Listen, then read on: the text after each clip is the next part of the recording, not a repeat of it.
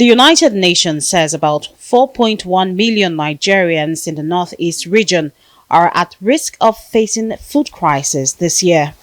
With fluctuating weather patterns and vast land space of over 900,000 square kilometers, the northern and southern regions are faced with extreme droughts and flooding, which may likely affect a population whose major means of livelihood is agriculture.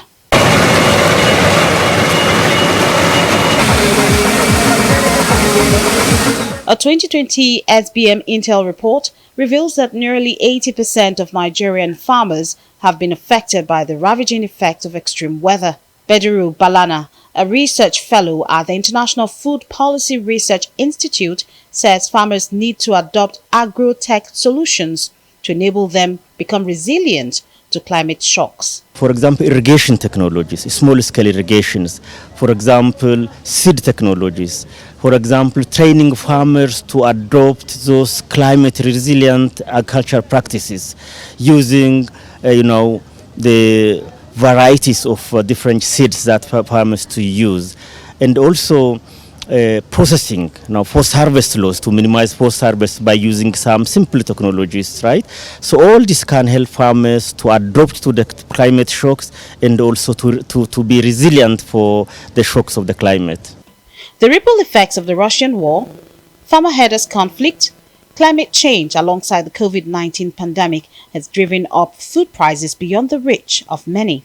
Experts say Nigeria needs to attract more investments in agriculture and ensure that the goal of limiting global warming to not more than 1.5 degrees centigrade is attained. In Africa, only 2% of the global investments in climate tech, renewable energy was done in Africa. We need to try to attract even more investments to Africa. We need to see that the numbers go up significantly. Policies are good, implementations of policies are even more greater.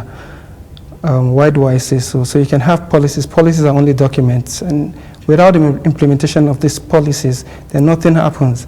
So our recommendations to the government is to make sure that these policies are being implemented. And there's also a track record because it's a policy from 2022 to 2027, so it's 5 years.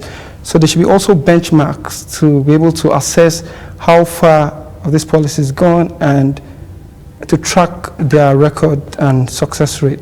With the launch of the National Agricultural Technology and Innovation Policy, experts believe the policy will fast-track growth in the agricultural sector over the next 6 years. If you go to many parts of Nigeria, they're dealing with droughts. In some areas, they're dealing with erosions. In some areas, they're dealing with flooding and stuff like that.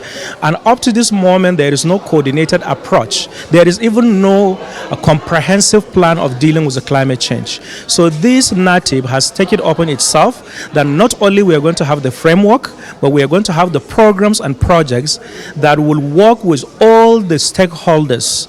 When I say stakeholders, I mean government stakeholders, private sector, development partners, and even civil society organizations in order to deal with this issue of climate change that is really fast threatening our agricultural system.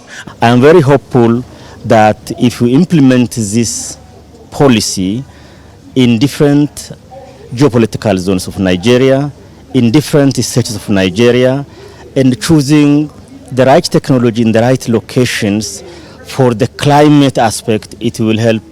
Definitely it will help. As food insecurity continues to worsen, it is becoming very clear that Nigeria needs to adopt new strategies to tackle the challenges of climate change.